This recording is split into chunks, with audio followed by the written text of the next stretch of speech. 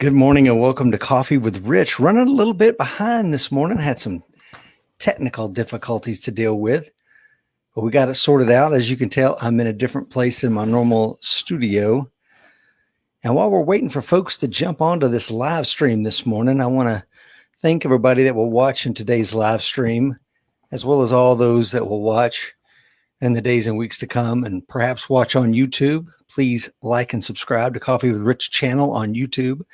It's got all the past episodes, as well as those that may listen on the American Warrior Show, America's #1 self-defense podcast. Today, I'm once again very excited to be joined by Cecil Burch of Immediate Action Combatives and part of the Shivworks collective. And if you're just jumping on with me this morning, please like and share. We got a great show for you. Cecil and I decided to kind of freestyle it this morning. Instead of coming up with a list of questions that we could ruminate on beforehand, we're just gonna see where this takes us. So thank you to the folks that are jumping on with me this morning. Got Will on from Montana.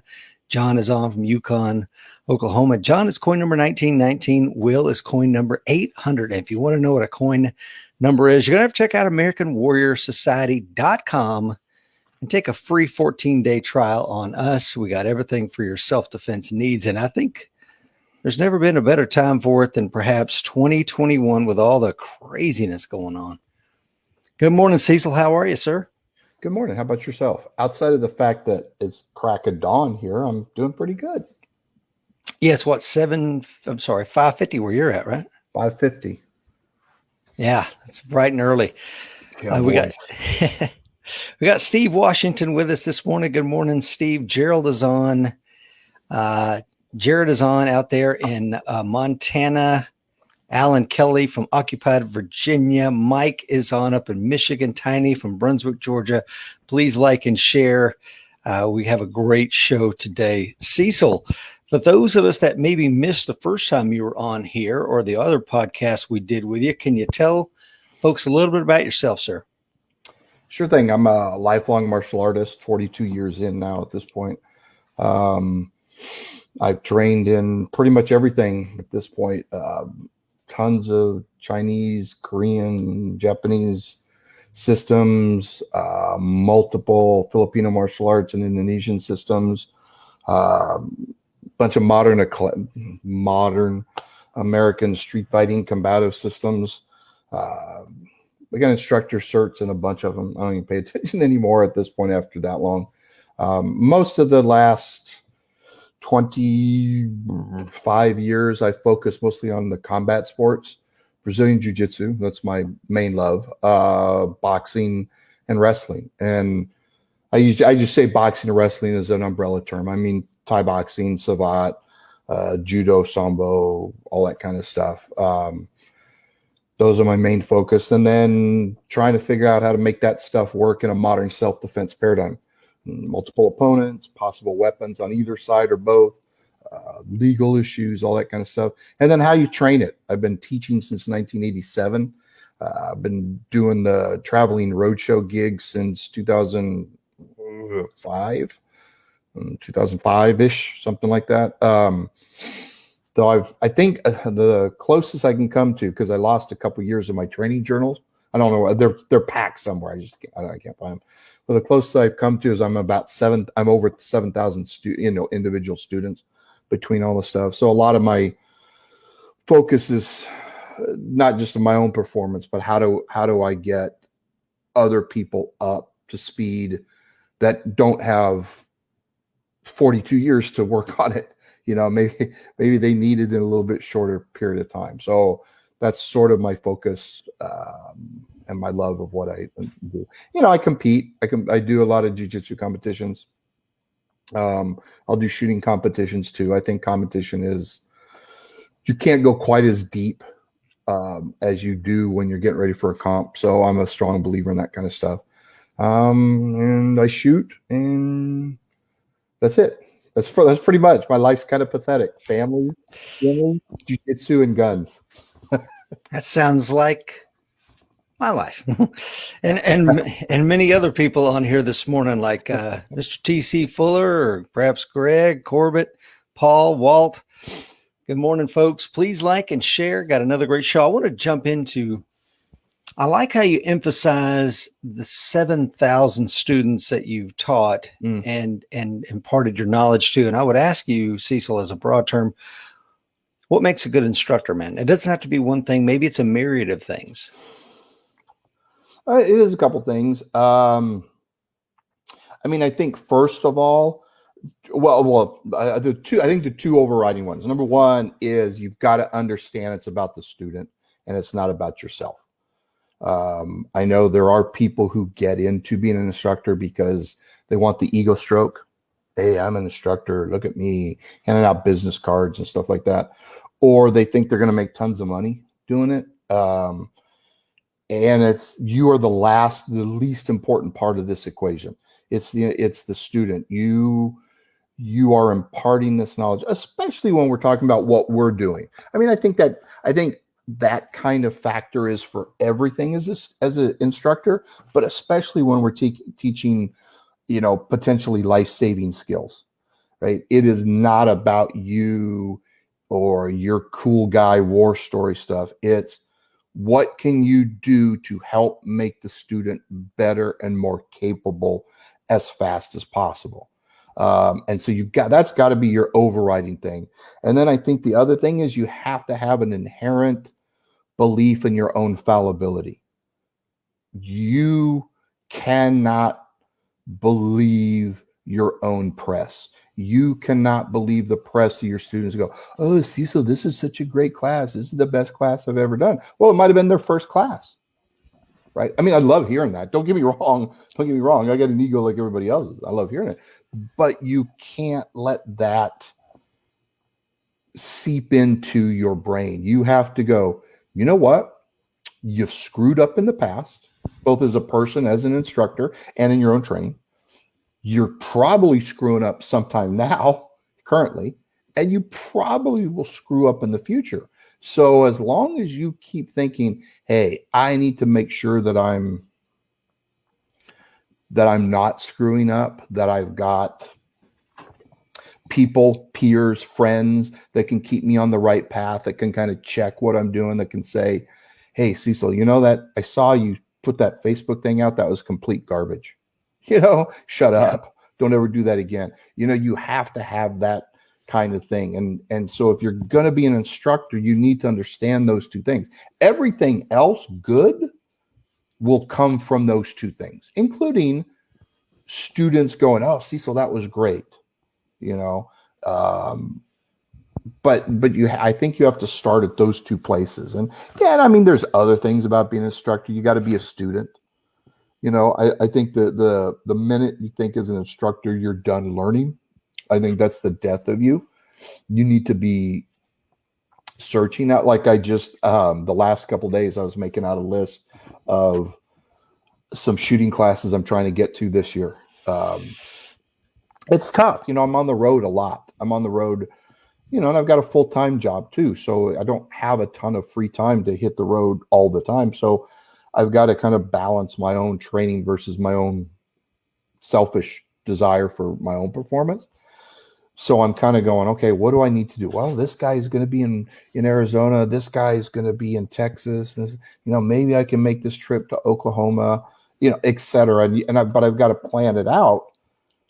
But I'm excited to do that. It's like, I'm going to get better. I'm going to see other instructors teach so I can learn from them. I might not, I have to assume that that I could be better as an instructor. And then somebody might have some genius way of putting something or whatever. And so I've got to be a student all the time. No, I love that, man. And I love that. Speaking of that, man, I've sit in on classes from a couple of folks that are on here this morning. Steve in Washington, man, phenomenal instructor. Will cool. Parker is on this morning. Phenomenal instructor. I know Will. Yeah. I've sit in on some of their training content and exceptional. And Ted Leonard is on coin number 1641. He says, wishing blessings to all this Good Friday. Yeah. Happy Good Friday. Nice. Happy Good Friday to everybody. I like that, never remembering that and I love the way you said that, Cecil, you're the smallest piece of this equation. It's all about the students. The minute you think it's about you and you got the sexy shirt that says instructor down the side and all this crap, you think you know everything, you're done. Hang it up.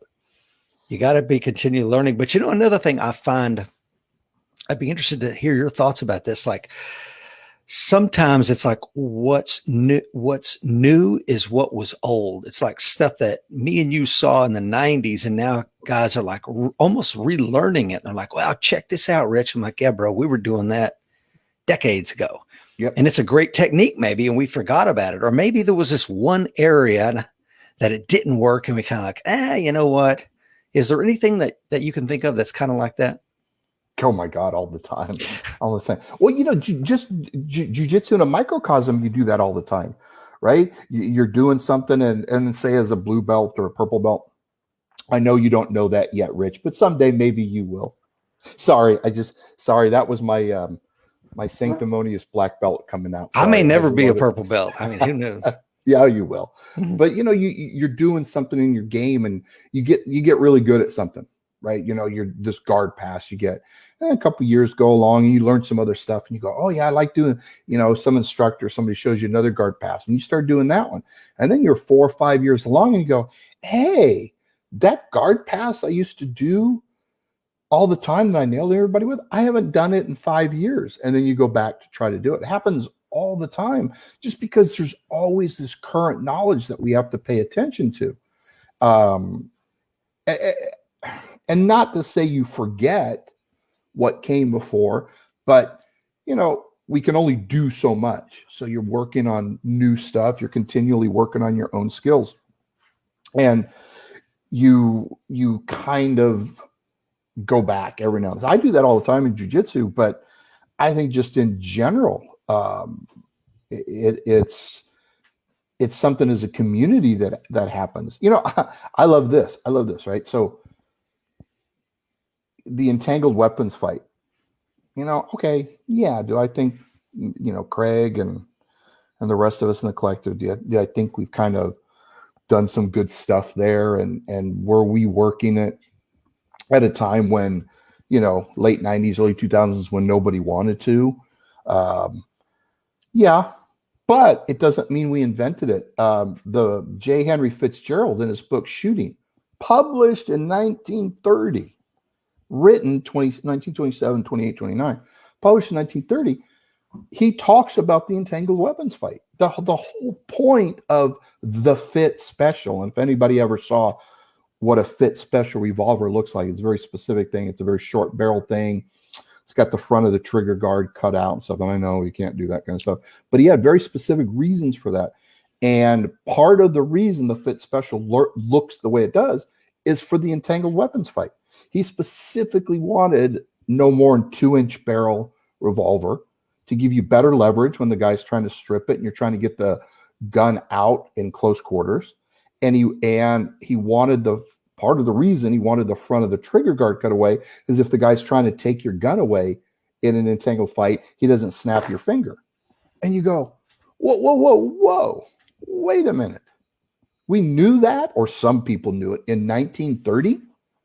And then there's this dead gap for 70 years. And then a couple of us goofballs like me and Craig and, and Paul and stuff come along and start looking at it again. But here was Fitzgerald already doing it that long ago. 100. Now we're looking at almost 100 years ago, looking at this kind of stuff. And now, then we were doing it, and now it's a popular thing, right? You see a bunch of people trying to work the entangled weapons fight. It's like, well, you know what? It's been around. I think the problem is a lot of stuff gets lost in the past. If it's not written down in a book, it gets lost. And if the book's not in current print that people read all the time, it gets lost. I think the best thing about the information age is that there's a continuous line of information and an ease of getting information about stuff. So I don't think we're quite in danger of losing this stuff the way we would have been, 50, 60, 70 years ago.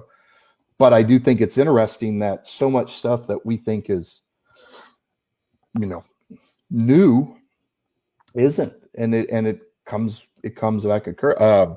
Tom Gibbons said, wow, how did he put it? Tom Gibbons said there's a cycle for instructors. It's the first 15 years of your life, you're learning all this stuff. The second 15 years of your cycle as an instructor and a performer is you're kind of you're kind of giving information out, and you're kind of at that level. The third 15 years is you're looking back and going, oh, we're repeating what we saw 30, 40 years ago. It's coming back into vogue that may not have been popular then, and I think that's really true. You look back, a lot of stuff, I'm a history nerd, so I love books anyway and stuff. I've got boxing and wrestling and jiu-jitsu books from the 1880s, 1890s, early 1900s. And I got shooting books from that. I'll go back and you start reading through it and you go, oh, well, what? What is this guy saying? Bob Nichols in The Secrets of Double Action Shooting, 1950. My God, he's talking about running a gun currently the way we look at it now, 1950. I just think it's funny. I think you see that all the time. I think just there's so much information. There's so much stuff we have to cover. There's so much stuff we have to think about and do that it's, like I said, it's easy to forget about the thing you were doing 10, 15 years before, and then something jogs your memory. You're rolling with somebody and they hit you with your guard pass you used to do, and you go, you mother effer. I did that one. And then you go, you know what? I got to go back and relook at that again. Yeah, and there's several things I want to talk about that, but before I do, looks like Cody Hudson from the Gun Jitsu podcast is on. Cecil is now the wrist lock master. No. Just because I've done it 3 or 4 times. TC says books awesome start today by supporting our members who are authors. Yeah, and TC of course is an author, and you need to pick up his book. Bill Armstrong says the 15 to 20 year cycle for things to become new again. Yeah, like bell bottoms come in and go out. Yep. Tore up jeans come in and go out. Yep. But I want to talk about another thing. There's several things. Not everything that's old is good. I mean, we can. For sure. I don't want to poo-poo on anybody, but some of the things that were going on in the shooting world, we now go, sure, not a good thing. Absolutely. But another thing, Cecil, is like placing things in the appropriate context as an instructor. And I think that's one of the things that people that look at your work or anything in the Shivworks collective that like, well, I'm going to run around and teach that. I like it. But if you don't understand the appropriate context within which it needs to be placed, you're going to miss a lot. Would you agree with that? Oh, yeah. So this last weekend, they just had the Rangemaster Tactical Conference in Dallas. Tom Gibbons put it on every year, and I think it's my 9th year or so teaching there. And it's a great event. I love it. And just seeing the people, the students, seeing all the other instructors, it's sort of like family reunion time. But so Larry Lindemann's teaching a block on weapons retention and disarms. This is like, I think it was Friday. This might have been Friday afternoon, first day. And he starts, and I kind of thought, all right, we're going to jump right into X techniques, and we're going to do this, and we're going to do this. And he starts talking. And I'm like, what the hell is he talking about? Why is he wasting time doing this? He's talking about basically managing unknown contacts and this kind of stuff. And I'm like, dude, did you get hit on the head rolling a couple days before and you forget what you're supposed to be teaching? And we're about 10 minutes in, and he ties it back together with revenue retention. And I go, oh my God. That was brilliant. He ties in why somebody will face, a disarm or a retention issue. And I was like, I know to put it in context, and I didn't think to do that if I was teaching that. But I would have given people really good technique, but I would have overlooked putting it in that context. And then when we started working the technique, everybody in that class, those like 30 plus students who may have never done any of it before, they understood exactly where those techniques fit in, why they might need to use them. It's literally, it took 10 minutes of talking to set the stage instead of, all right, somebody tries to take your gun. Nah, that's nothing. It's why that, before that step, what's the context of that step for a cop, for a private citizen? And it was just the most brilliant thing ever. And I realized that there might be places that I myself might be lacking in teaching context. Because, you're in a hurry. Let's get to the cool guy technique. Let's get to the stuff. You have X amount of time to teach stuff a lot of times. And you got so much to teach and you get right into it. But you know what? If you waste that time to contextualize what's going on, you've actually done a major disservice to students. You've actually done more wasting of time by not taking that time to do it. Everything has to be, because one weapon retention technique that works here might not work over here in a different context. And if you're spending all your time working here, but you're always in this context, you are setting yourself up for failure. And again, it's the instructor's job to do that. It's not the student's job to figure that out. It's the instructor's job to say, hey, this is why we are doing this exact thing right now. Because otherwise, then it's a brand new student.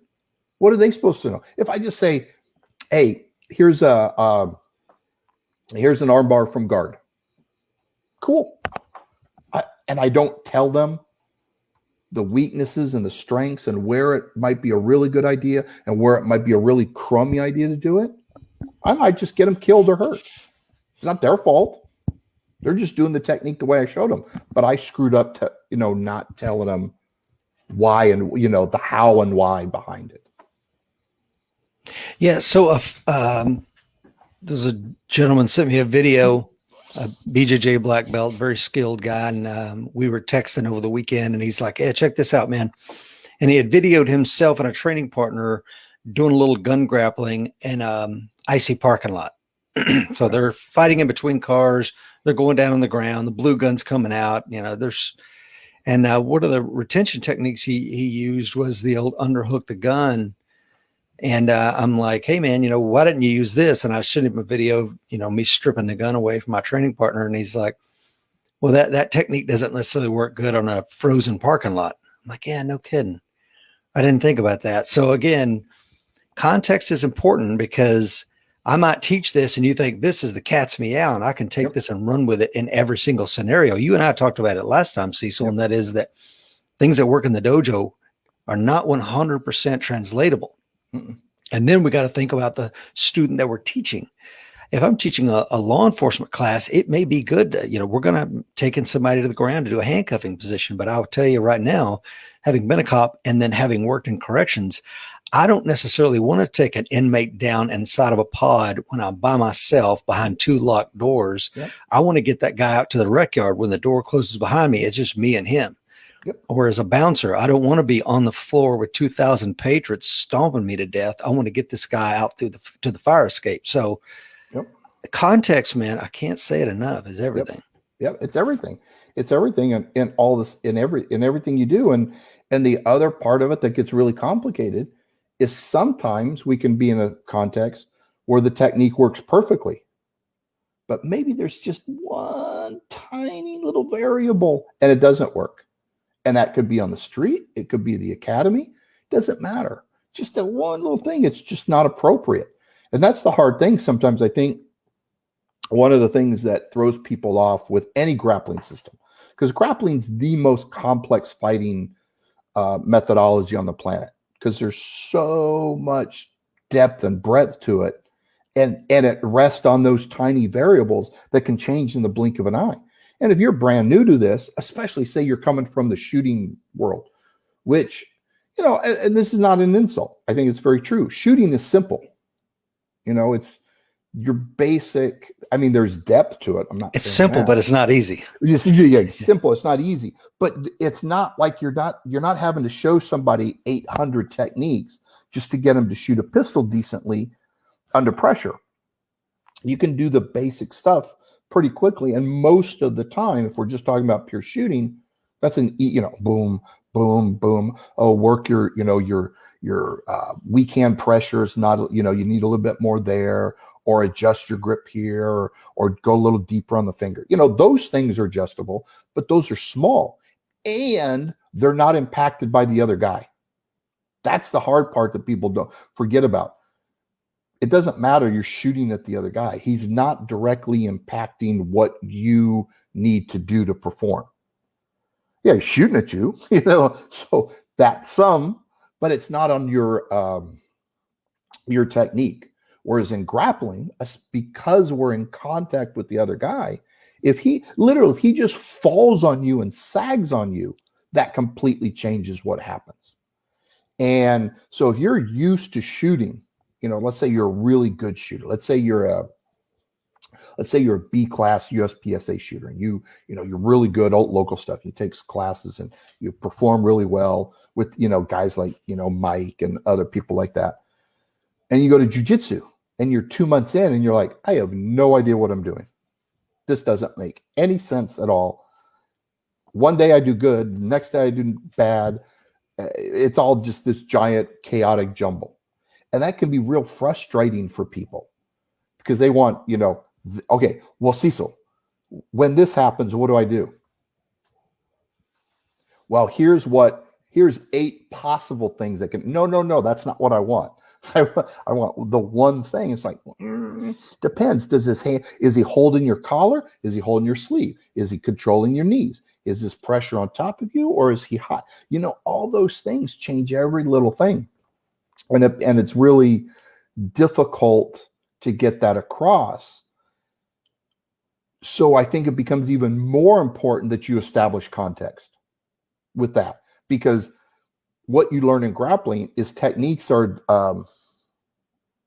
I don't want to say meaningless, but they're kind of meaningless. All they are is a rough guide to what might happen.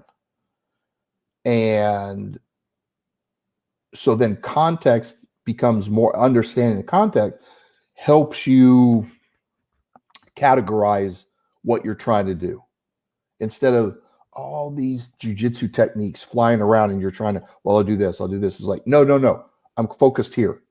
This is what I'm working right now. This is the context. Oh, okay. Well, now I only need to work, a 20th of those things. And it helps to simplify that kind of stuff. Yeah, like John Burke, I think he was one of Hoyce's, maybe his second black belt Hoyce ever gave out was to John Burke. We've had him on the show a couple of times. And he taught the guys there in Fort Bragg, if you know who I'm talking about. But anyway, John has this thing, tactical jiu-jitsu, which is similar to that. Like it's not for sport. There's not 1,000 things I'm going to teach you. I'm going to teach you 1 or 2 sweeps, 1 or 2 joint locks, very simple stuff that will work 99% of the time. Because I think, you can learn too many and then you're confused and as to what to do, and you just don't do anything. Yep.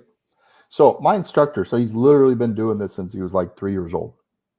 So I'm not going to say his age, but he's 50 years into this. So hopefully he doesn't hear this and he chokes me out on Monday night. No, he's helping his daughter prepare for the UFC. So I got about a week and a half reprieve before he stomps me into the dust. But so he knows it all. Like this technique, he's trained. He's constantly training with people, so he's working with Mackenzie. So they just had Michael Bisping in, and they just had Eric Paulson in. So Meg's rolling with all these guys, and oh, what do you do here? And you do this. So he knows all this stuff, and he can teach all this stuff. But when he's serious, he has 1 guard pass. He does pretty much the same thing. He has 2 throws that he does. Now he can do a ton, but he has 2. He's got a foot sweep and Yoko Tomonagi. If he pulls guard, he goes into the same position almost every single time. And he's got a handful of attacks from there. And I know every single one of them. And guess what? He still gets me with them. He gets me with the throws. He gets me with the guard pull. He gets me with any of those sweeps. Maybe if everything's firing on all cylinders, I can make him work hard for it. And I can last a few minutes before it happens.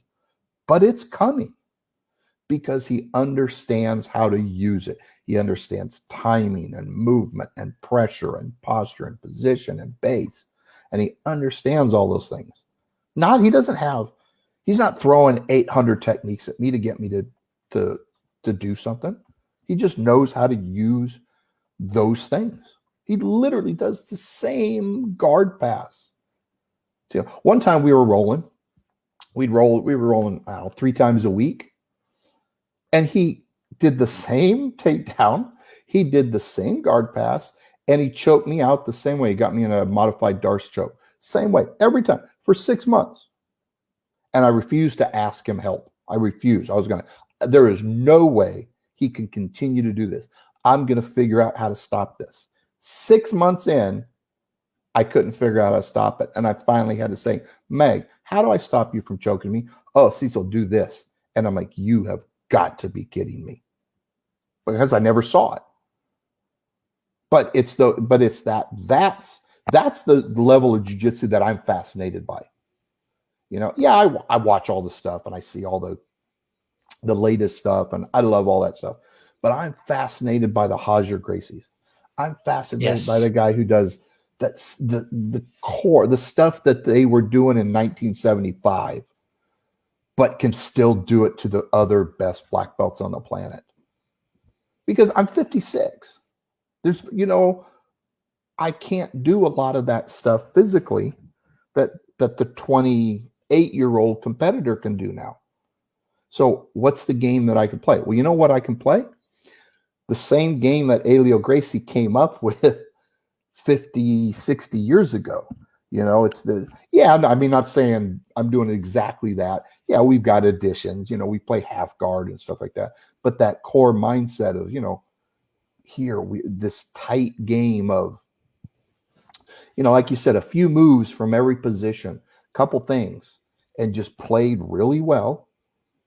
And then you roll over and over and over again against pressure, against another guy who knows what you're doing and is trying to beat you.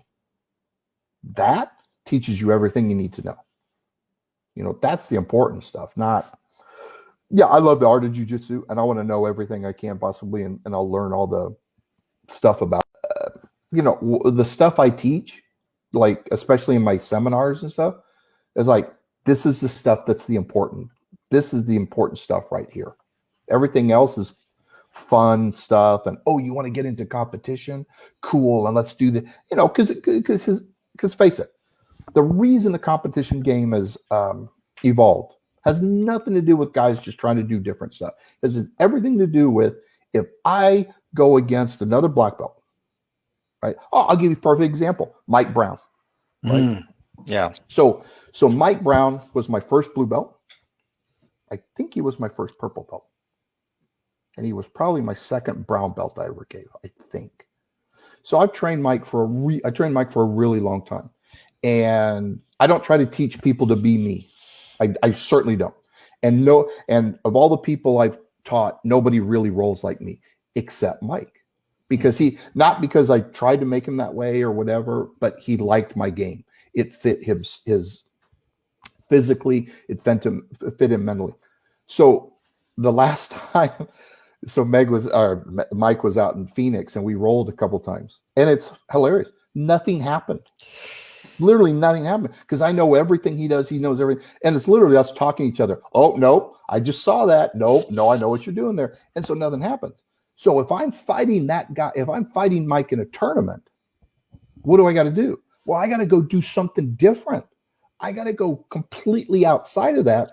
Otherwise, it's a stalemate for 10 minutes. So now I might have to go, I'm going to do some spinning inverted thing to try to throw him off, right? It's not like just somebody's arbitrarily, hey, we're going to do this. No, it's all of it's an outgrowth from that. And any you take the most, and this is one of my pet peeves when people talk about, sport jujitsu and doing that kind of stuff. You take any top-notch black belt who has a competition game. You know what also he has underlying the competition game? A hardcore, fundamental, precise, essential jujitsu game. The only reason he's not doing it, because he has to do the competition stuff. You see him roll with somebody who's not as good, he's either screwing around learning stuff, or he's like, I'll just do this. Right with Meg. I'm going to do this guard pass. I'm going to do this knee on belly. I'm going to attack you like this. I'm going to set you up for this choke, and I'm going to finish you with this choke over and over and over again. I think that's sometimes gets lost in all this talk about, sport jujitsu and competition jujitsu. It's like, yeah, is there some dumb white belt or blue belt or purple belt out there who tries to do just the sport game? Yeah, but face it, white belts aren't quite human anyway. Come on, and blue belts are barely human, right? All right, good night, folks. But you know what I mean? White belts, you make mistakes at lower belts. You don't judge the art that way, right? It's the person. We don't look at a guy who's been shooting for 6 months, who keeps his finger in the trigger when he holsters and shoots himself. We don't go, oh, well, shooting sucks, right? Well, that system of shooting or whatever sucks. No, whose fault is that? It's the guys. It's the individuals making the mistake, not the gun, not the holster, not the shooting methodology. But somehow jiu-jitsu gets painted as, because one guy makes a bad, or some guy pulls guard in the street when he shouldn't have. Oh, well, you should do jiu-jitsu. Oh, okay, sure. Yeah, that's the conclusion that we should draw from that. Well, and it's funny you say that, because I almost skip back to the idea of belts, because the only question I had really, like last night before I was going to bed, I want to ask Cecil about Boyd belts and what he thinks about that concept, if you're familiar with it. But before I get there, I want to say, when probably my first year of training, I submitted my first BJJ coach a couple times, and every time he would get really upset. And now this is not supposed to happen from an old, fat white belt. And after the second or third time this happened, and he was really not angry, but you could tell there was a palpable energy. I wanted to go, bro, don't let the white belt fool you. I have instructor certs and all kinds of stuff. I've been in martial arts since before you were born, bro. Yeah. But I'm new to Brazilian Jiu-jitsu. That is absolutely true. But it's not like I just walked in off the street. Right. So I think that, like when I went to close combat instructor school, the sergeant that was teaching the course, he said, if I'm fighting an old lady, in a dress she's going to see everything. I'm not going to hold back because of her perceived problems. I don't know what she knows. I don't know what she might have. I'm not assuming anything. If they want to buy a ticket, they're going to see all the rides. Yeah. And I've kind of, taken that on. But before I turn it over to you, Cecil, let's welcome some folks onto the show this morning. Jeremiah says, good morning, running late. Kyle says, good morning, Rich from Arlington, Virginia. Bill Armstrong says, and sometimes, Cecil, that is the only exposure they get to that context, because they go for the, quote, cool technique stuff and forget the rest of it is important too. Yep, absolutely. Yep. 100%. Yeah. Alan says, the context of any instruction material, if not realized, will not teach your students unless you make it clear and concise. TC Fuller says, adult learners absolutely benefit from the simple use of context. Quote, what's in it for me, end quote, is a critical fundamental concept to secure and sustain buy-in. Yep. Wow. Well said. Yep. Yeah. So I throw it back to you, Cecil. I wanted to get your opinion on what I just said, as well as Boyd belts, if you're familiar with that concept. Explain Boyd belts to me. Yeah, I heard it was one of the Gracies. I can't remember who it was. And he was talking about, they had a guy who was in his 60s, and he finally got promoted to black belt, and he was short, a heavy set guy, who had been training with the Gracies for almost 20 years. And he finally got his black belt, and he gets submitted one day. And he walks in there and he takes his black belt off and he lays it on his counter and he's emotional. And they're like, what's going on? It's like, I'm giving this back, guys. I just got submitted by a white belt. And they're like, what? Who? What? So he takes him out there and he points to this guy and he's like, that guy's a Division I college wrestler. And he's 25 years old, 6'2" and 205 pounds, man. He's like, yeah, but it shouldn't matter. So, and they were, of course, like, yeah, it does matter.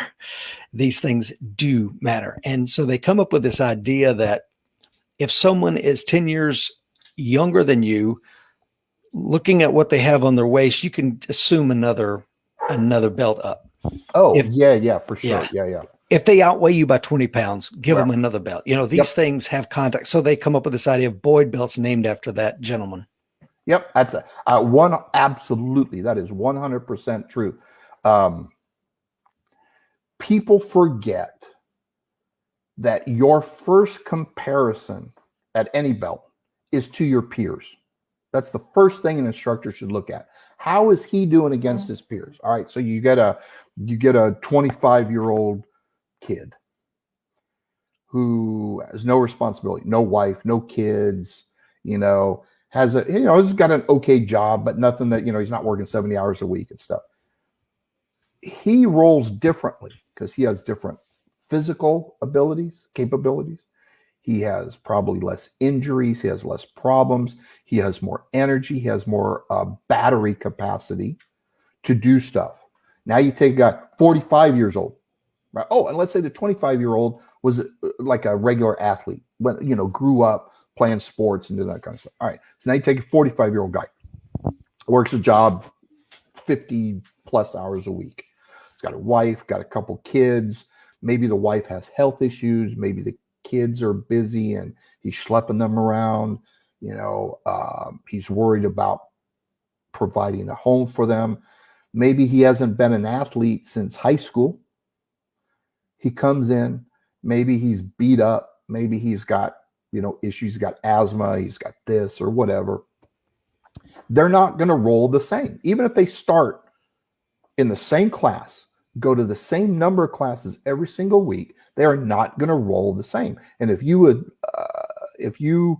think they're going to be the same, you're just misunderstanding the art and you're misunderstanding belts. So you look at so how does a 25-year-old do against other guys like him? You look at the 45-year-old, how does he do against guys like him? Okay, and the 25 and the 45-year-old guy. The only thing you're looking to, the only thing I would look for, does the 45-year-old guy just get mauled and quit? If he does, now we got a problem, right? Now that's an issue. But he's playing the game. He's doing what he can. He's obviously looking to try to do stuff. He's defending correctly, and he gets tapped. Well, duh, of course. But then the next round, he goes against a 46-year-old guy just like him, maybe a guy with 6 months more experience, but he does much better. That's what you're looking for. The Boyd belts are absolutely a thing. I'm 56. I'm kind of broken at this point. Over the last year, my asthma's gotten kind of severe. So I'm basically every couple rounds, I'll sit out and I'll have to use my little portable breathing machine and take a hit, a 5-minute treatment of albuterol just so I can go back on the mat. That's just nobody else. None of the 25, 30-year-old, 35-year-old guys are doing that. So if I go against a purple belt and I have a harder time against that guy, does that mean I should give my black belt back? Because the only time I worry about it is against my peer. Have I lost it against my peer? Right? Yeah, and as a black belt, should I not lose easily, even against the best guys? Sure, absolutely. I've rolled with Keenan Cornelius, I've rolled with Bernardo Faria, I've rolled with a ton of people. There's very few people that just destroyed me, that just crushed me.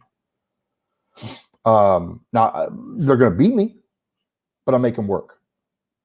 And and that's all we can do. So So did I ever tell you my baseball player analogy with black belts? No. So I think this is an easier way for people to understand sometimes. So I compare being a black belt to being a professional baseball player. All right, you're a professional baseball player. Cool. Except what's in baseball. There's level A, there's double A ball, there's triple A ball, there's major leaguers, there's all-stars, and there's Hall of Famers. They're all professional baseball players. But the Hall of Famer is not the same as that double A baseball player. They're all professional baseball players at a higher athletic level than 98% of the population. But that if that double A pitcher pitches to the Hall of Fame hitter, home run time, baby, right? But the double A pitcher might be the best double A pitcher in double A ball and strikes everyone else out, right? I think that's black belts. I kind of look at myself, honestly, I always think of myself, I'm Kevin Costner's character in Bull Durham. Right? Yeah. Right. I'm AAA. I kind of can flirt, in younger days, I could flirt with major leagues, but I have a lot to teach, especially the up and coming guys. And I can at least, especially the new major leaguers, sometimes I can show them a thing or two. Right. And I'm like, you know what? At 56, I'm perfectly comfortable doing that for the next 20 plus years, being that guy. I think that's a pretty cool place to be. I could still roll. I can still train. I still have something to offer jiu-jitsu. I still have something to offer people. And if I'm never the IBJJF competitor of the year, whatever. Well, if nobody's buying my 6 DVD set from BJJ Fanatics and stuff like that, that's cool. You know what I mean? But I know I still have stuff to offer. And I think people need, even white belts from whatever, people just starting, you need to stop worrying about everybody else, right? Your entire focus, the only thing you can control is you. Are you better than you were yesterday? Now, it might only be, 1/100th of 1% better, but I'm always looking every day. Can I make myself better? I can't even control the bad guy, right? I don't know who's going to attack me. I don't know what that armed robber, that mugger, that carjacker is going to be. He might be a, tweaked out meth head that I go, get away from me. Or he might be, Platt and Maddox, Yeah.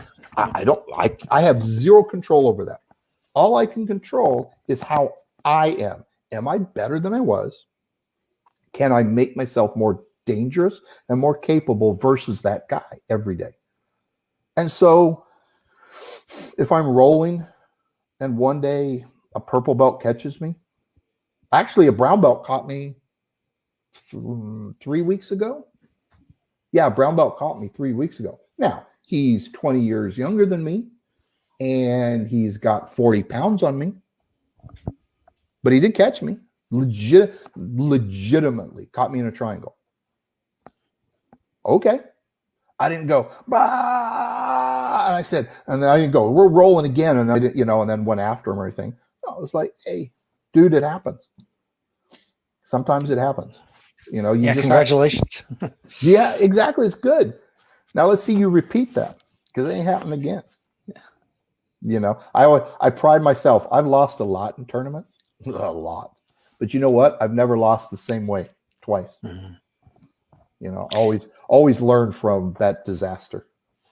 Speaking of winning at tournaments, John Morris is on, and I believe he's won at Worlds before, if I'm not mistaken, John. Oh, no way. See, I've never been able to do that. That's one of my heartbreaks. I've taken second and third, and I've never got gold. Yeah. Good morning, John. Let's see. Awesome. Tiny says there's no colored belts on the street, and he's absolutely correct. That's true. Will Parker says we in our 50s cannot afford in any context to get hurt if our family's life doesn't depend on it. And I tell you, man, Mike Seeklander, he's really been bitten by the jiu-jitsu bug hard. And of course, he got his blue belt back in the mid 90s and really came back to it, probably getting real close to picking up his brown. And he's like, man, I'm going to start competing. And I said, bro, you're a world champion shooter. You're a sponsored shooter. This is your paycheck. You go out there and get your fingers broken in somebody's collar, or you land wrong. And guess what? Who's paying the bills? I mean, it's a vanity project for him. And I just don't understand why anybody would want to do that. So I think I talked him off the ledge, I hope. But let's see. We got Jeremiah says this may be framed in a BJJ conversation, but this applies so well to so many sports or self-defense arts.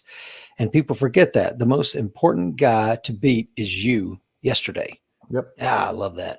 Yep. Cody says, Rich, you got to keep Mike in the gi. Yeah, I keep him in the gi. For the most part, let's mute Cody. Right? We don't need those ginger wrist lockers. They're dangerous, man. They steal your soul, brother. They do. They steal your soul while they break your wrist. I swear, I wrist locked one of the other black belts a few weeks ago. He was defending.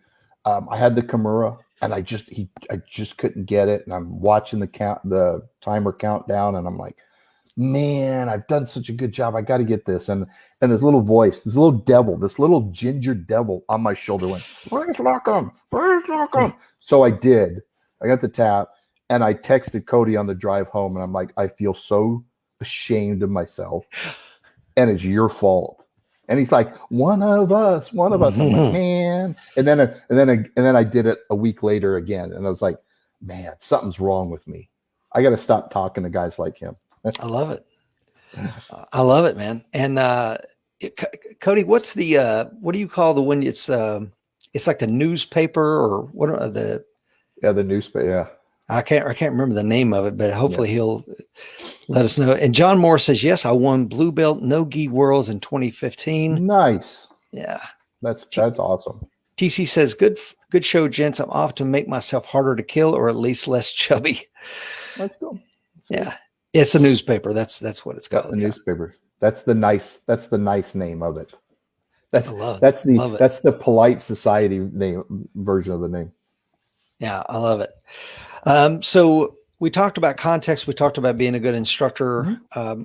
Tell us about where do we what are some of the things that lead us into the entangled fight? Maybe we make a mistake. What are some of the things people should be thinking of? And please explain to the audience what an entangled fight is when you introduce other weapons, Cecil. Okay, so the entangled fight essentially is any time that there's an ongoing, continuous contact between you and physical contact between you and another person. Entangled fight was just something Craig started using to describe it we were just saying clinch. Yeah, we're clinched up and the gun comes out. Craig started using the entangled fight verbiage just to make it a little bit more specific. Is like, hey, we're talking about pure in a self-defense encounter, and now weapons might be involved and multiple opponents. So the entangled fight is anytime you are in physical attachment to another person in whatever context. You could be standing up, you could be on the ground, you could be on your back, you could be on top of them. There's physical contact, and you're fighting for your life. Could be no weapons. Could be he has a weapon. Could be you have a weapon. Could be both of you. It doesn't matter.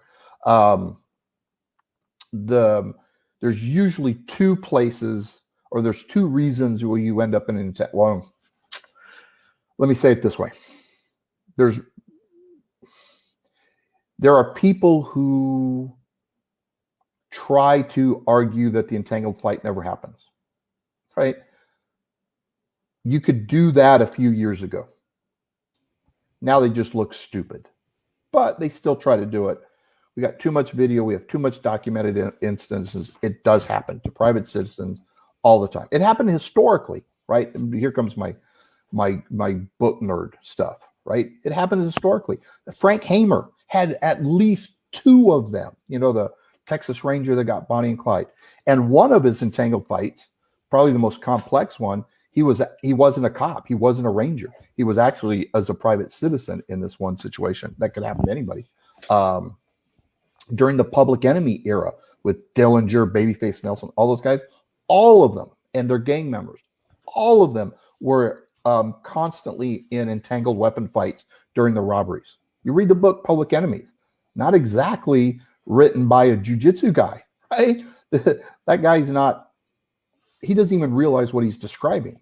He's just saying it. Matter of fact, you see it over and over again. Babyface Nelson's, one of his most violent robberies happened because he was defending himself against an entangled private citizen was trying to grab his gun, and he went to town. He started shooting up literally everything.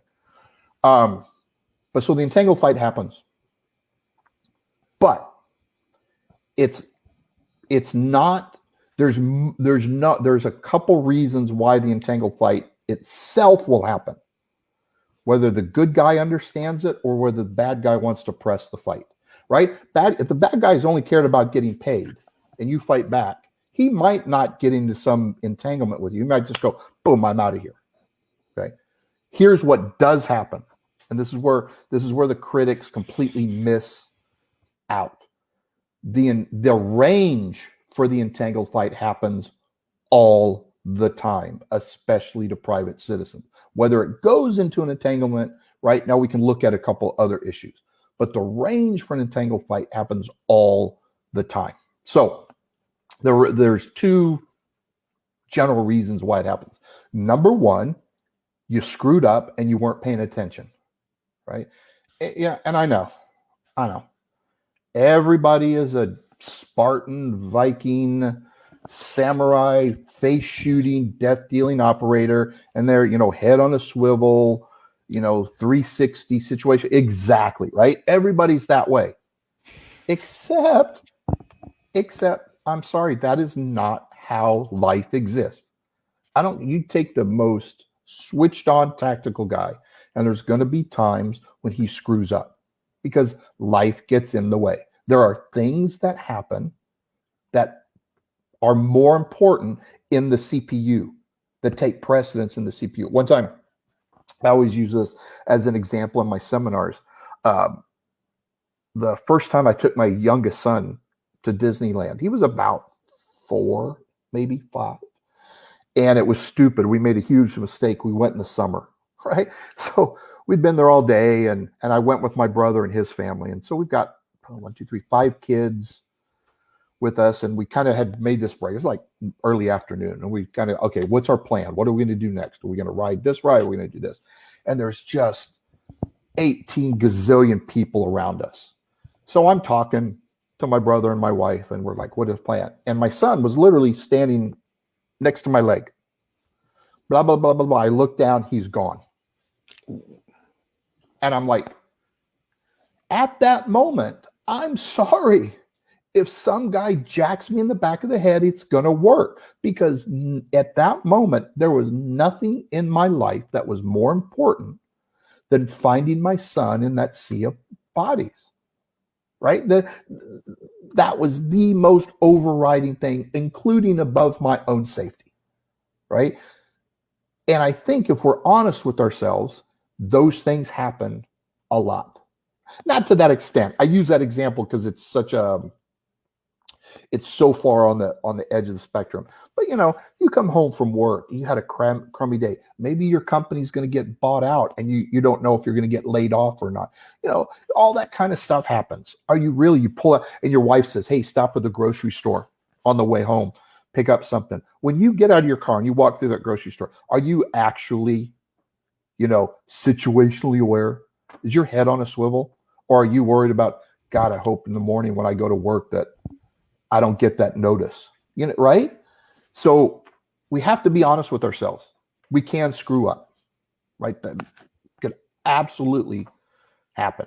The other one, and the one that I think gets the least attention, is that we don't realize how close is too close. I think everybody thinks that they've got plenty of time and plenty of distance because they've never actually done it. They've never actually drawn a gun to extension against another person who has the freedom to fight back.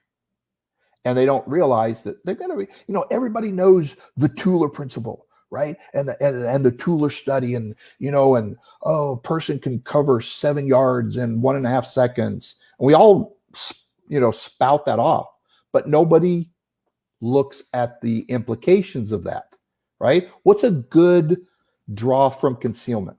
Like you know better than most people. Rich, in your opinion, good shooter, not a great shooter, not you, not Mike, but a good shooter, guy who trains decently. What's a good draw from concealment? Cold, on demand, not after shooting a bunch of rounds. Yeah, 2 seconds or less would be pretty. You'd be a rock that's what star. I think, right? I think I'm pretty good. I'm pretty consistent about 1.7. Like I just shot yesterday on the way home from work. I just stopped at the range. My first draw was 1.7. I think that's pretty consistent from real concealment clothing. So let's just do the math there just for a second, right? We know bad guy an aggressive driving bad guy can cover 7 yards in a second and a half. And most good people's draw 1.7 seconds, which means what? That guys can cover 7 yards before my gun's out and that round's going on target. 7 yards. Pace that off. Somebody who's listening, just go pace that off sometime and stand there and look at 7 yards and go, so before I can get my gun out. And that's not taken into any consideration that he probably has the initiative, right? He's probably starting his encroachment before we've started our draw. So we're already adding to it. And then, here again, another part nobody pays attention to. Where are we always trained? Not you and Mike or guys like us, but where do most people train when they draw? What's the position everybody goes to? Full extension. Oh, yeah. Right? Everybody's get that gun. That gun goes all the way out to full extension, which means what? I'm putting my gun, it's no longer at 7 yards, right? It's actually at like 6 yards because I'm giving him some of that distance, which means there's less time even than we realize, right? So I do a couple drills in my classes to try to get that across to people. And you literally see people do this, because they've never done it. And they go, it's so easy for this guy to foul my draw. It's to grab that gun, even with good shooters, right? And that's why the entanglement's going to happen. Did you see the video from a couple weeks ago? Got shared a little bit. It was a cop responding to like a domestic or something, and he's like escorting a guy's walking ahead of him, and the guy pulls a gun like from his shoulder, from like the pocket of his coat, and turns and fires, and the cop grabs the gun and shoots him. Right now, that was where it worked in our favor, right? Because the bad guy goes to extension, and I will bet you that good guy has never practiced that move. I bet you he's never done it. But when somebody puts a gun in your face, from about the time you're 3 years old, you understand that's a really, really bad thing, and we don't want that to happen. And you go, oh, it's right there. I will move it out of the way. And the cop, great shot. Yep. So that's what works in our favor. But think about it if it was the other way around. Think about if that bad guy had shot from a high three, a compressed position.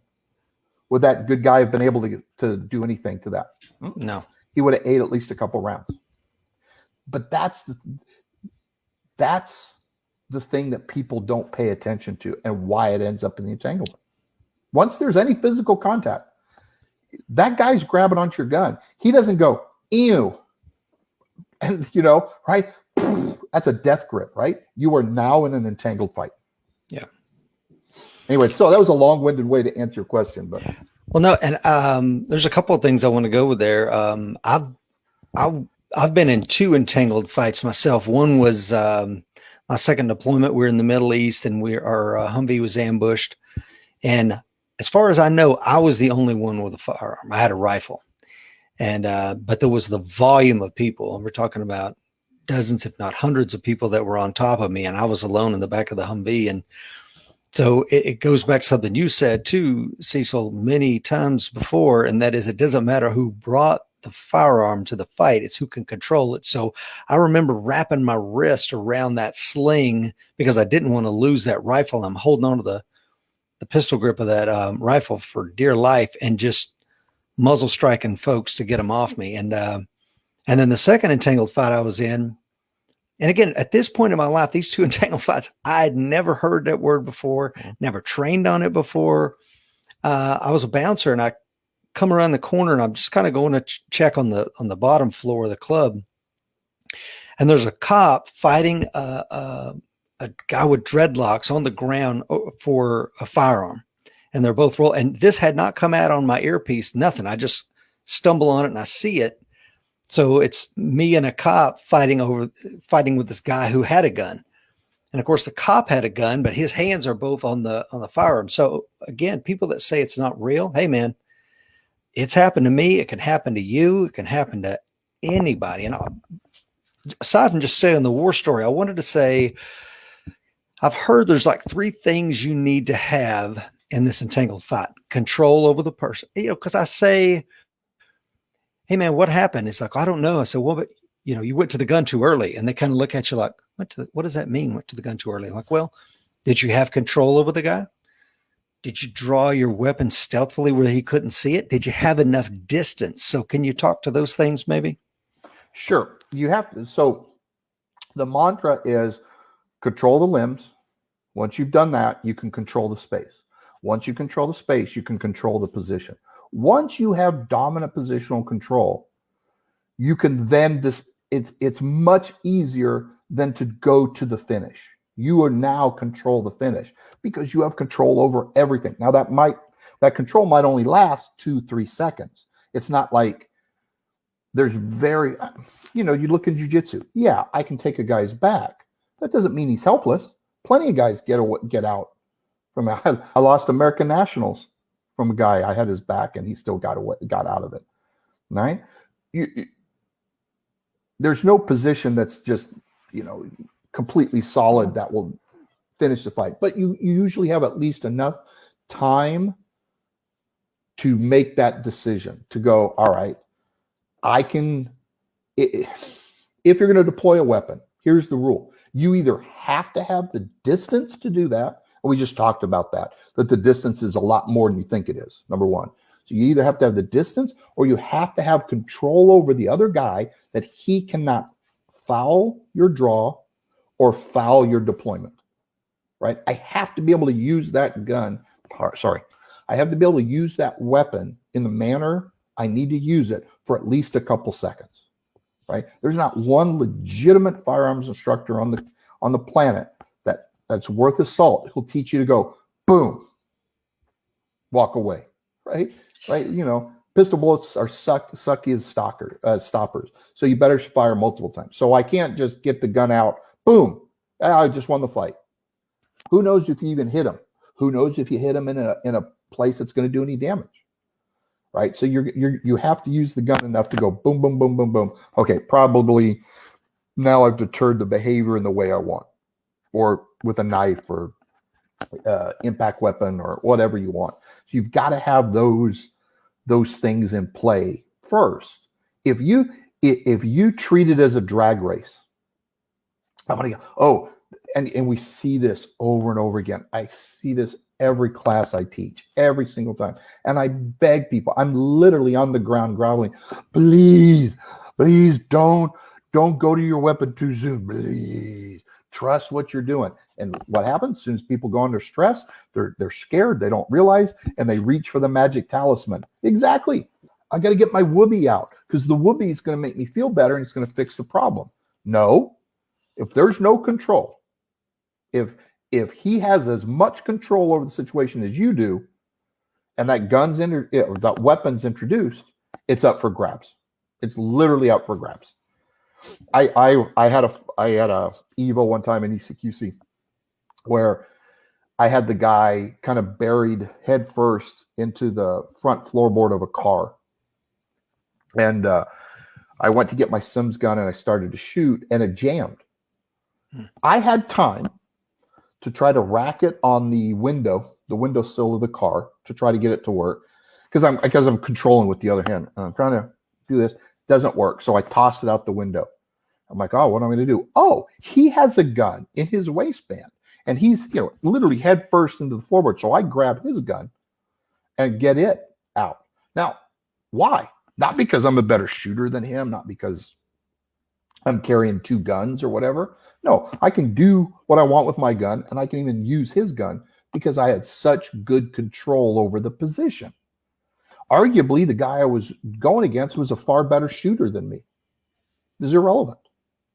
It's irrelevant because I had dominant positional control of that moment and I could do what I wanted, right? So including taking his weapon, including do whatever I want. Maybe even, hey, time for me to book. Hey, you know what? Maybe I'm going to shove you a little bit deeper in that car and then I'm out. I can do that if I have that control. That's the part that's missing in this because too much of this is centered around whatever methodology we prefer. The gun guy wants to get a gun out. The knife guy wants to get a knife out. The jiu-jitsu guy wants to use jiu-jitsu. That is irrelevant. It's control the situation, control the position. So then you can go, you know what? I really would like to choke this guy out, but it's not appropriate right now. So I need to shoot him. I have I have justification for lethal force. I'm going to shoot him. It's not what we prefer. And too many people reverse engineer this stuff. I'm a shooter. We're doing a live fire class. I got to teach these guys. Oh, and this entangled fighting stuff's popular. So I got to show that I'm a with it handgun instructor. So I'm going to show some retention shooting thing that I just made up or I saw in a book that I've never tested, that I have no idea how it really works, but I can show it in 5 minutes on my live fire class. Boom. And that happens too. And it happens in jiu-jitsu. Don't get me wrong. It happens. Jiu-jitsu guys do it too. Oh, I'll just choke him out. Really? While his buddy's coming out with the gun, exactly. Stab it. Exactly. There's no uber finish that trumps everything. It just doesn't exist. Again, what did we start talking about? Context. Surprise. It's all context. But you have to have that dominant positional control. Limb, space, position. That gives you dominant positional control long enough then to go to the finish. And I don't care what your gear is. I'm so agnostic on that kind of stuff anymore, dude. People ask me, oh, what do you know? Well, here's what I carry because I like this or whatever. Or, I know this guy and I trust his workmanship and his quality of his stuff. So I carry that. You want to carry that? Cool. I don't care. What I care about is your delivery system, right? That's what I want to focus on. I want your delivery system of whatever you're finished to be as good as possible. That's the key thing. Yeah, I love it, man. And I want to go back to something you said. You were talking about awareness and how nobody can be switched on 100% of the time. And if you think you are, you're somewhat delusional. And one of the things that Rory Miller uses to prove this in his seminars is he'll say something about it early on. Is anybody switched on all the time? Yes, you, sir. He's like, oh yeah, I never let anybody within 6 feet of me. Okay, fantastic. And your name was Steve. Thank you for that, Steve. And he'll go on. And then finally, an hour or so later into the seminar, be like, let me get a volunteer. Steve, can you hop on up here and stand right here for me, Steve? And of course, Steve stands there. And next thing you know, Rory sweeps him to the ground. And he's like, look, man. And again, it's one of those things where, hey, bro, I love you. And I didn't mean to embarrass you. But we all have to realize that we are going to come in these intimate spaces, whether we're aware or not. And it's a fallacy to walk around and think you're not. Yep. I start every single seminar the same exact way. Guys, we're starting at worst case scenario. You have completely screwed up. You are behind the 8 ball. Everything sucks. And we're going to try to build a robust, reliable, replicable response that we can build in a reasonable amount of time that most people can pull off. That's our goal. And I don't just teach that. I do that myself. That's my own training, right? If I'm rolling with a white belt, I'm not doing a sotogari to knee on belly to, an arm bar. You know what I'll do? I'll probably drop my butt to the mat. I'll pull them on top of me, right? Let me work from there. Let this guy get a chance to work, right? Because now he gets to work maybe holding mount, maybe holding knee on belly, holding side control, maybe start working some submissions and controls. And I have to get used to getting out of that position. So then, now I'm going with a black belt, or I'm going with somebody on the street and they've jumped me and I'm on the bottom. I go, yeah, another day at the office. No big deal. But you can see even sometimes like UFC fighters who don't do this. Right? I'll watch guys sometimes and I go, man, that guy's a badass and he's so good, blah, blah, blah, blah, blah. And then he gets into a wonky position and it literally looks like he forgot how to fight. And you go, well, how is that possible? Well, it's because he never that's usually a guy who's self-coached, right? Or the coach won't push him, right? You have to put yourself in the worst positions possible, the worst situations, accept that you might fail, accept that you might screw up and build it. Because here's the thing. If you do that, if you know in your heart of hearts that you can handle that worst case scenario, you down on the ground and two guys standing over you, you have a reason, not that you'll win easily or anything, but you have a reasonable chance to get out of that. And you actually face a lesser situation, you go, okay, let's see. What am I going to do to you? Right? The stress is not there, but the reverse is not true. Right? Oh yeah, I'm used to beating up that white belt, but now I'm facing this badass guy who's got me in a bad place. Oh man, I don't know if this is going to work. But I think it's understand that you can screw up, right? Understand that we're human. I don't know. The advertising industry is a multi-billion, maybe trillion-dollar industry. They got that way because they're good, right? You're driving down the street and you start singing a jingle, right? A TV commercial jingle. Or you're driving down the street and you go, oh, look at that sign. Well, that'll happen anyway. You walk down the street. Yeah, I'm so switched on. Oh, hey, a sale, 2 for 1. Well, bam. That the advertising, they are so scientific that they figure out how the human brain works to get this kind of stuff. If you think you're immune to that, sorry, dude, you're setting yourself up for massive failure. Massive failure. Yeah, spot on, brother. John Morris says, Rich, this is some good stuff. Bill says the physiological effects on you alone are a thing. Jera says, good morning to all. Ted says, thanks for my introduction to Mr. Burch. Chores are calling me, and Matt is just now jumping on. Good morning, Matt. And thank you to the 20 folks that are joining us live and everyone that will watch in the replay, watch on YouTube. And if you haven't subscribed to Coffee with Rich on YouTube, please do so. And yeah, Cecil, lots of really good stuff, man. We've talked about this hour and a half almost. We've talked about, some of the things that make a good instructor. We've talked about the entangled fight. We've talked about the need for context. We've talked about adult learning. We talked about shooting a little bit. What have we not talked about? No. I like shooting revolvers. And if you carry a revolver, you are not going to get killed in the street. I'm sorry. Again, I'm agnostic on what people carry. But if I choose to carry a revolver at times, don't come at me and start giving me all this stuff about, oh, I'm not ready for Mumbai or all that. Yeah, probably not.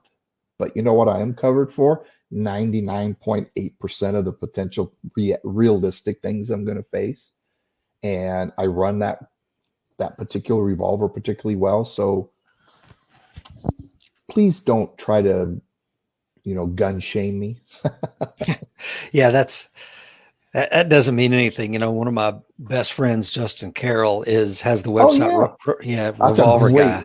That's a great website. I will read that place all the time. Yeah.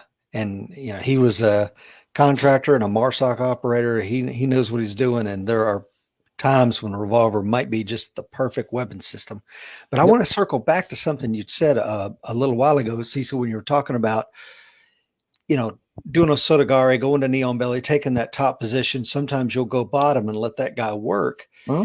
And, you know, for me, I love the top position, but I heard somebody say, I don't know if it was you or somebody else that said, you got to earn that top position. Means, and I like that idea that Oh, absolutely. don't just think you can jump to the top position. You know, you need to know how to earn that top position. Would you agree?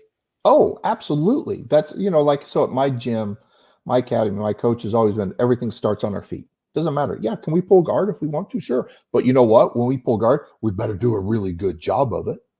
Because otherwise the guy blasting past you all, anyway, you have to earn that. You can't just assume because I do jujitsu and I'm a grappler that I'm going to be in the top position. You don't know. Again, you might have screwed up so badly that your first understanding that the fights happen is that the guy punches you from the side and Tweety birds floating around, and you're not going to be operating at 100%. Playing your A game. The best you could be is like trying to pull them into your guard and go, whoa, whoa, whoa, what is going on? Okay. All right. Tweety bird's, now flying away and I can start to operate. But man, I've got to get to that top position and know how to do it from everywhere, from standing, from bottom guard, from bottom against the, mount or whatever. I gotta absolutely be able to get my way there. I can't just expect that it's just going to somehow, oh, here, Mr. Brown, here, you are in a street fight. Here's the mount. No, that's not going to happen. No, it's not. Not every training round, not every drill has to be a fight, right? It doesn't. That's what I love about jiu-jitsu is you can do a ton of work at like that 50 to 70 percentile of intensity, but you get so much functional fighting without killing each other. But that still doesn't mean you're half-assing it, right? Right. I still have to do all the stuff. They're not letting me get to mount. They're not letting me get the sweep. They're not letting me get the submission. I'm just not going at 100%, and they're not stopping me with 100%. That's all that means. But I still have to, everything I get, I still have to earn. If I was going to say there's one single thing that made jiu-jitsu successful versus most other martial arts, it's that. It's no matter what, it's that you have to earn everything you get. That nothing is given to you. There's no, outside of learning a brand new move for a few minutes, there's no grab my wrist, no the other wrist, right? There's none of that. It's all right. We spent 10 minutes looking at this guard pass. All right. Pair up. One guy attacks from guard, the other passes. Go. And that might be your first class, or you might be a third degree black belt. It doesn't matter. You're both going to be doing it. And you can go from a light 30% energy, or you can go 100% life or death struggle in that drill. But the focus and the actions in the drill don't change just because you go up or down, on the RPM gauge, right? I think that's crucial for this that's crucial for being able to fight. There's no give me. Oh, hey, I will hammer fist him a couple times and he will collapse to the ground, screaming in a fetal position under me. Maybe. What if he doesn't? Well, I'll keep hammer fisting. Well, that's probably not the best thing at this point. Whereas in jiu-jitsu or boxing or Thai boxing, it's, well, now I got to do this. Okay, now I got to do this. Oh, I better go to this. Oh man, I screwed up this. Right? It's that understanding of, again, I like that term, that you earn everything you get. There's nothing that's given to you. No, and it's there's several things I want to talk about here, Cecil. I remember as a brand new white belt, my coach taught me frames. Frame someone's hips and Mhm. frame and I thought, man, he had just given me fire. And I'm using it on white belts, and it's working every time. And then I roll with the coach, and and I'm like, what happens? I'm like, so at the end of the class, I'm like, hey man, I need a private on Friday. You available for a private on Friday? Like, yeah, I'll pay whatever. And he was like, well, what do you want to work on, Rich? I'm like, whatever you did to just take that frame away and nullify it to where, it's like, what did you do? It's like, but he's like, so he showed me and taught me. But the other thing I wanted to say is like, you were saying in maneuver warfare in the Marine Corps, we have a saying that the enemy always gets a vote. Yep. And that's what, again, going back to the entangled fight or jiu-jitsu or grappling or whatever we want to label it, the enemy, the other guy or gal gets a vote on what you're going to do. You can't just think, I'm going to do this sweep. Oh, are you?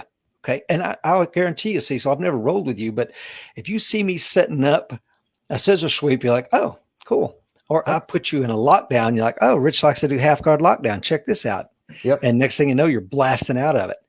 So everybody gets a vote on what you're doing, and it's going to affect your entire game.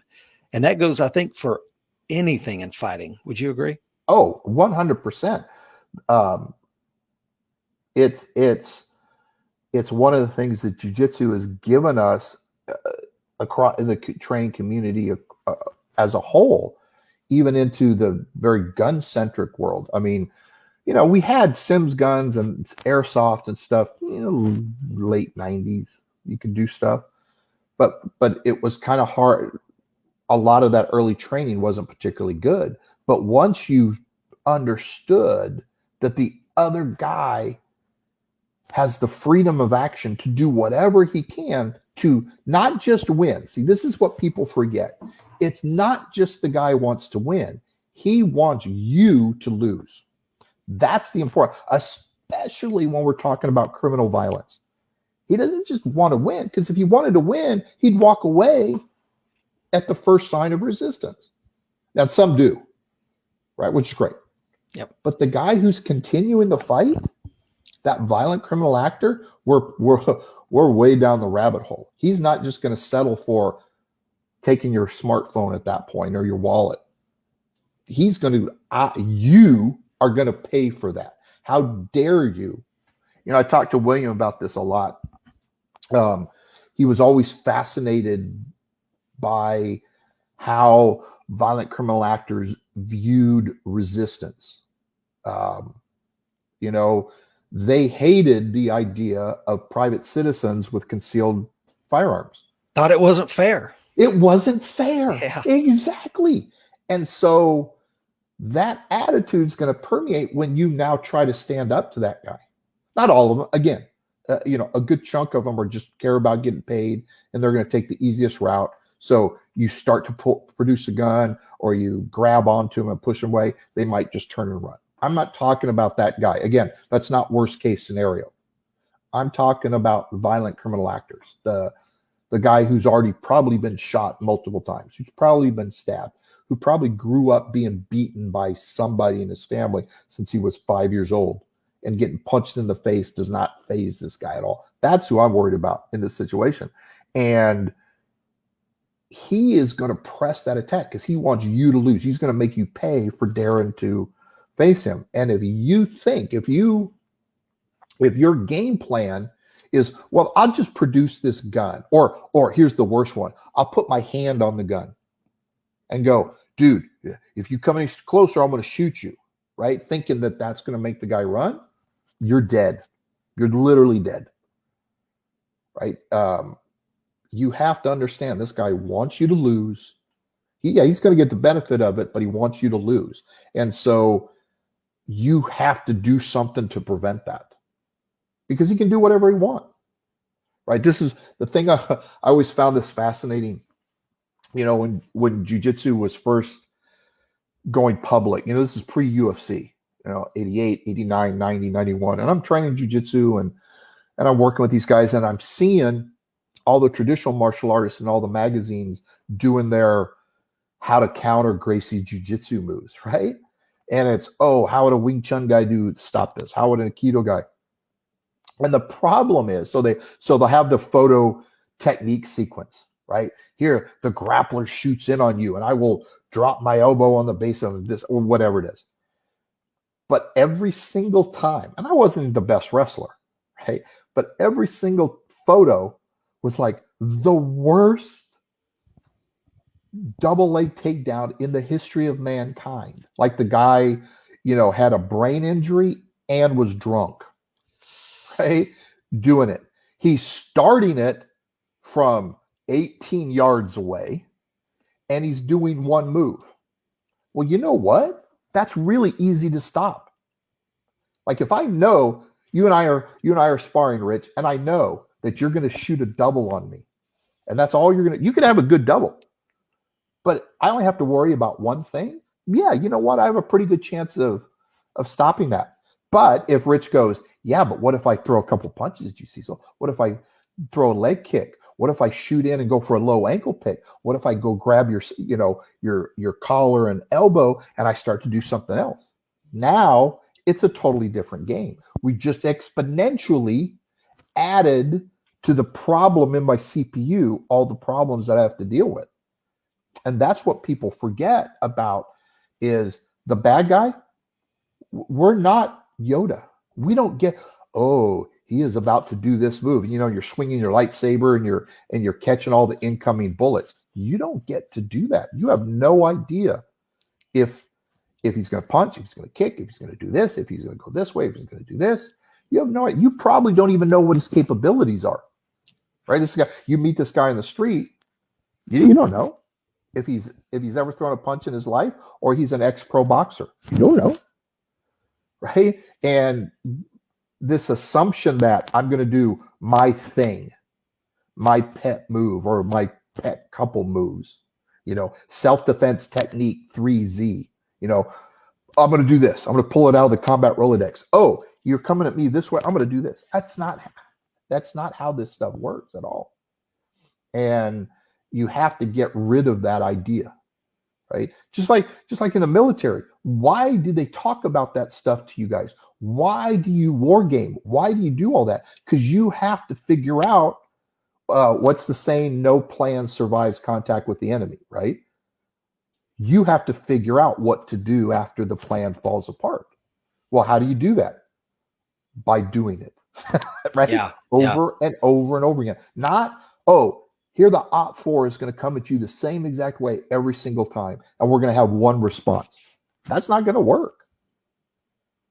You've got to know all the different permutations of this stuff. Yeah, well, last Friday it was a really good show with Todd Fox. Todd Fox is a Hickson black belt and former MMA fighter, former Marine. Oh. I don't know if you know Todd. But I'm gonna have to go check out the show. I was in Dallas for teaching that day, so I missed it. But I'm gonna have to go back and check it out. Yeah, phenomenal show. He's the last 25 years or so been an EP agent for every big name person. He's got a new book out anyway. Great show.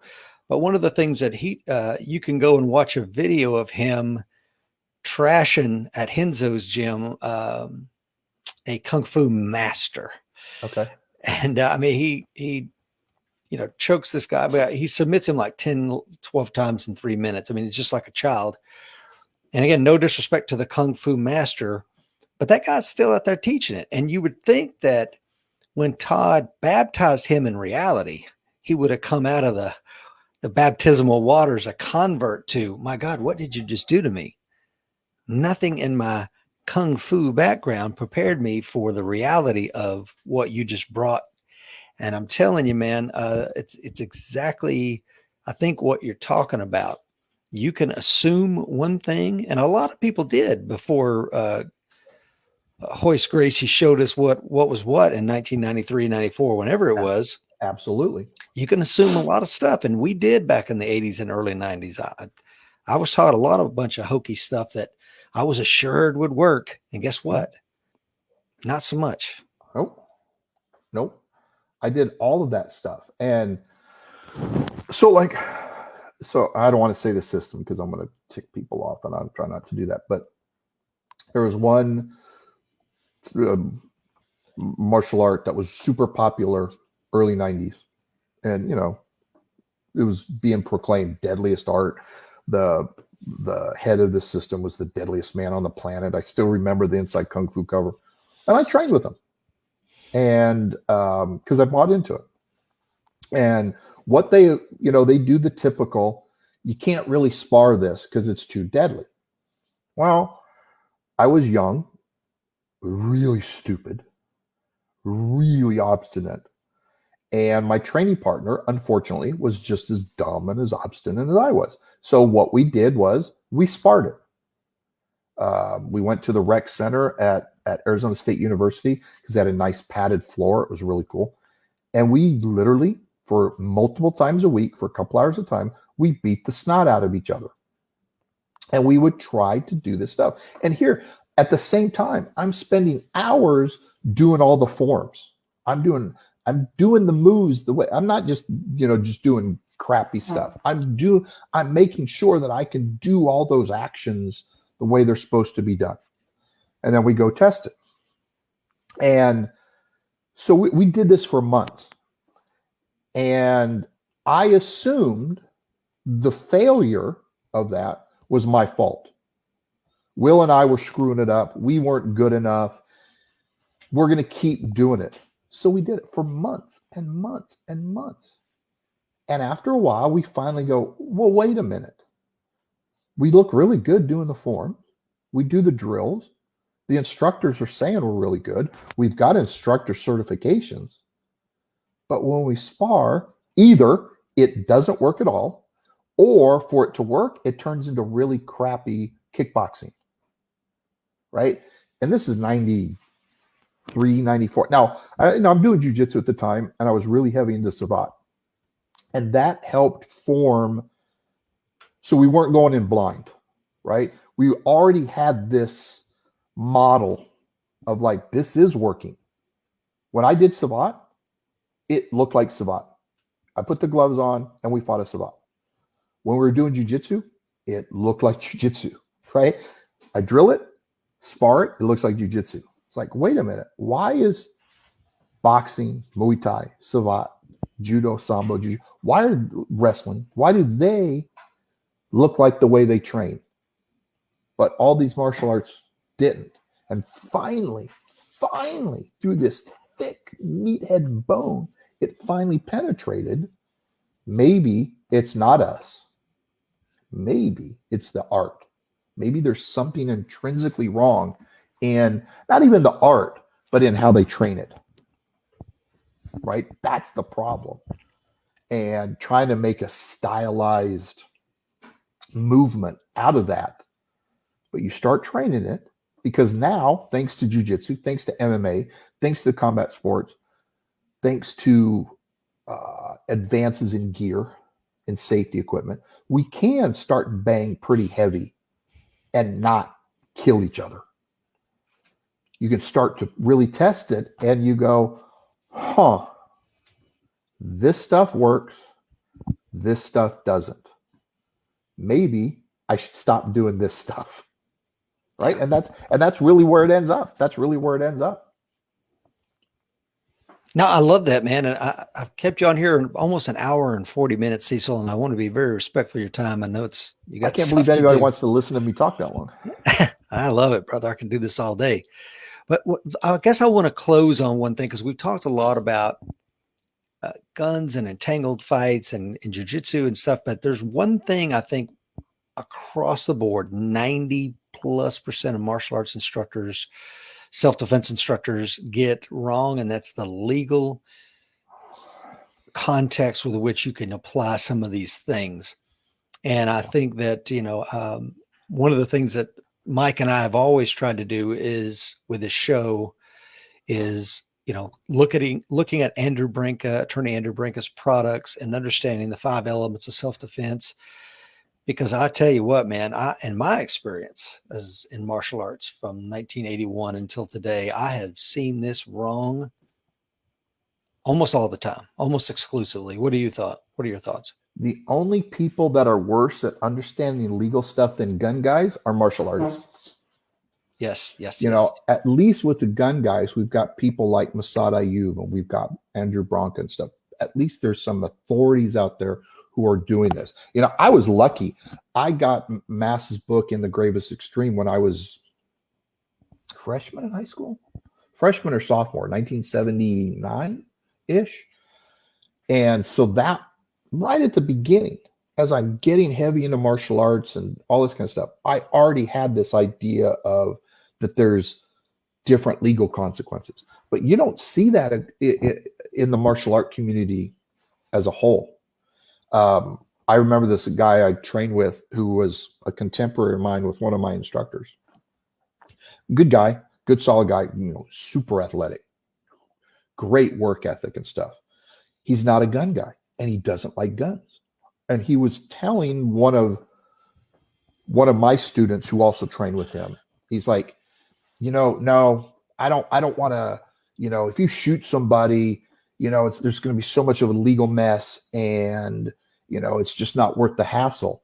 Meanwhile, this guy's teaching stabbing people, hitting them, you know, elbows, knees, headbutts, twisting their head, slamming them down on the ground, lifting your knee up as their head comes down, stomping on them. That in his head, that's okay.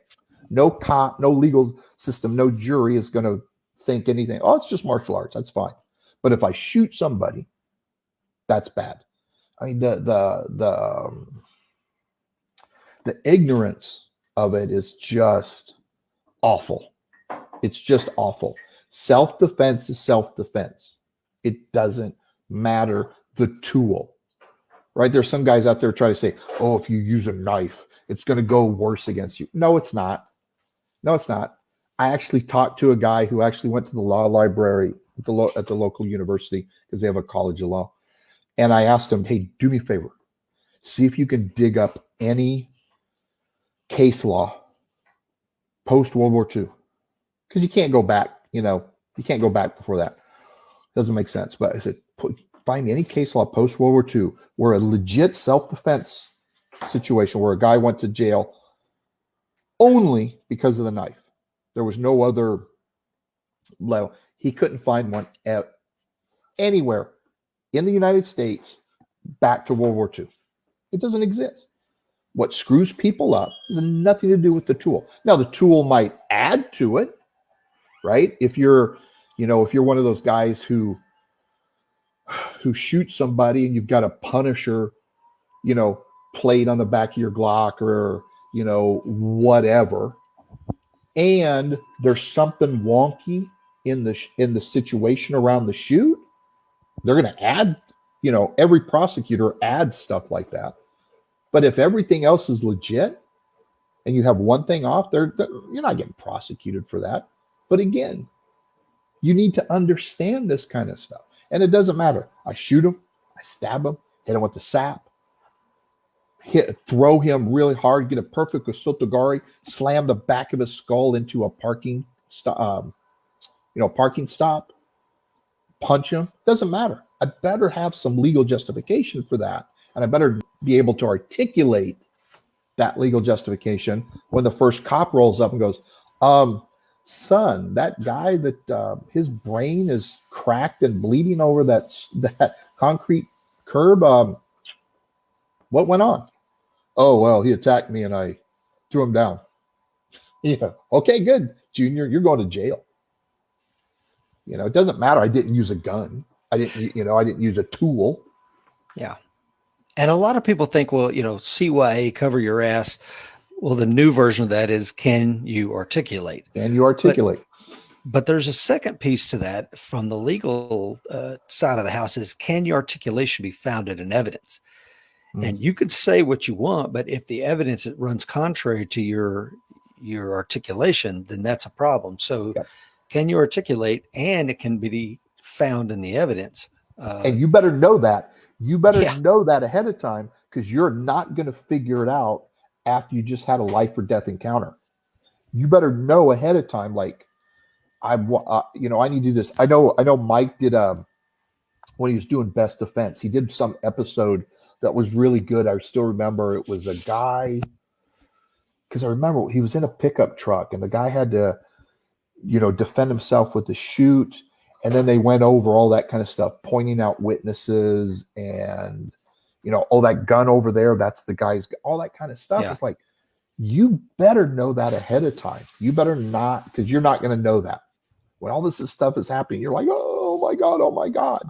You better know all that stuff ahead of time. Again, just like everything else we have to do, training, right? Learning and training. Oh, there's no medical, legal, physical conditioning, hand-to-hand, shooting, whatever. There's no difference. It's a skill set. So we've got to learn it. We got to practice it. Doesn't matter what it is. Yeah. And I didn't mean to interrupt you, Cecil. My father, he lives on the farm in the house next door, and he comes over the other morning. He's like, "Hey, did you hear about that bill just got passed in Tennessee?" I'm like, "What's that, Dad?" He's like, you can carry a gun, if you're constitutional carry. And I think we're going to be like the second state to do it or whatever. I'm like, okay, cool. However, it's missing some stuff. And he's like, "What are you talking about?" I said, "Well, you can constitutionally carry, but if you don't understand the legal justification for that use of deadly force, when and where and how you can even pull that handgun out, you're just setting yourself up to go to prison." So while I'm a Second Amendment advocate all the way, guys, the responsibility doesn't stop at the Constitution gives me the right to carry that firearm. It's like you said, Cecil, if you're going to punch holes in people, you need to know how to plug them, because the hole you punch in somebody might be a grandma, your kid, something else. You need to understand the legal use of that force. And then finally, as we've talked about earlier, almost an hour ago, is being able to retain that firearm in an entangled fight. Being able to get your firearm back should you lose it. The Constitution doesn't help you with any of that stuff. What say you, sir? Absolutely. I mean, I'm all for that. I'm all for that amendment. Arizona has it too. I'm all for that kind of thing. It's great. It makes the job of the private citizen to be able to have something to defend himself easier. That doesn't relieve any of my other responsibilities or better said, my obligations to all this other stuff. Okay, I have the constitutional right to carry concealed. Great. I still have to have safe gun handling. Number one. I can't just go, "Hey, look at me. I get to carry this wherever I want." Woo-hoo-hoo. No, you're right. All this stuff, I have the obligation to know how to use that. I have the obligation to know all the stuff around it. I have the obligation, if I do have to shoot somebody, maybe I have to provide aid. Maybe not on the bad guy, but maybe somebody else. Because that bullets do things we don't intend for it to do sometimes. And we got to, you got to make sure we can take care of that. I got to understand legal, blah, blah, all that kind of stuff. I still have the same obligations no matter what, right? It's, very classic constitutional law. Yeah, I have the right to free speech, but I can't yell fire in a crowded theater. There's nobody says, you're not limiting my right to free speech, but now if I yell fire in a crowded theater, I'm potentially causing harm to a lot of other innocent people. So I carry this gun. I'm carrying this gun. Nobody, I have the right to carry the gun. Well, I got to make sure I don't cause harm to anybody else who doesn't deserve harm. If we're already in the fight of our lives for these rights. Yeah. We cannot give these guys any extra ammunition to use against us. Agree. We have to be smart about this as best we possibly can. Yeah, that's a great. I'm going to stop right there because that's a great place to leave it, Cecil. I love it. So if somebody wanted to, because if we keep talking, I'm going to put my foot in my mouth at some point. Like, oh, this is perfect. All right, this is the gotcha moment. Okay, if somebody wanted to train with you this year, Cecil, where can they find your seminar schedule? iacombatives.com. That's probably the easiest place. I have a separate, schedule page there that they can access, or my Facebook business page, Immediate Action Combatives. I try to have the top sticky is the schedule, and I try to put constant announcements up either on my blog, on the IA Combative site, or on the Facebook page. Hey, I'm going to be here. I'm going to be in Denver. I'm going to be in Tulsa. I'm going to do this. I'm going to be in Terre Haute, whatever. So, at least I try to keep people updated on stuff. And I believe when is your half guard webinar coming online? April 25th. Okay. So what, 4 Sundays from now? Yeah. I'm super excited about that. I really want that to go well because, you know, some people can't travel to train with me or whatever, but you know, they're interested in this kind of stuff. So, hey, jiu-jitsu in a weapons-based environment. You want to hear me babble? 2 hours. You can hear Can't me do wait. that. Yeah, looking forward to it, brother. So, Cecil, man, thanks for the great show. John Moore says, Cecil, this has been good stuff. Oh, good. Rasmic says, great show as always. Thank you, guys. Tiny says, great show. Alan Kelly says, great show. Guile says, training is always the key. Matt says, I never liked the idea of Iowa allowing online carry classes. You owe it to yourself to learn the laws that encompass carrying and using that tool, as well as proper use, storage, and shooting skills. Spot on, Matt Will. Absolutely. Said, Cecil, final comments, sir. Just train. Just do something. I don't care what you are. You know, again, like I said, I'm agnostic on a lot of this stuff. As long as you're trying to make yourself better. If you want to focus on strength and conditioning, cool. You want to focus on shooting, is that you want to spend time deep diving into legal, cool. Just make yourself better, make yourself a more capable, more safer, more dangerous person to the bad guys. I'm happy. You don't have to train with me. You don't have to train with Craig. Just try to make yourself better. You know, that's cool. I think we're all better off that way, no matter what. I love it. Guys, remember everything we talked about this morning, because the fight is coming. Be ready.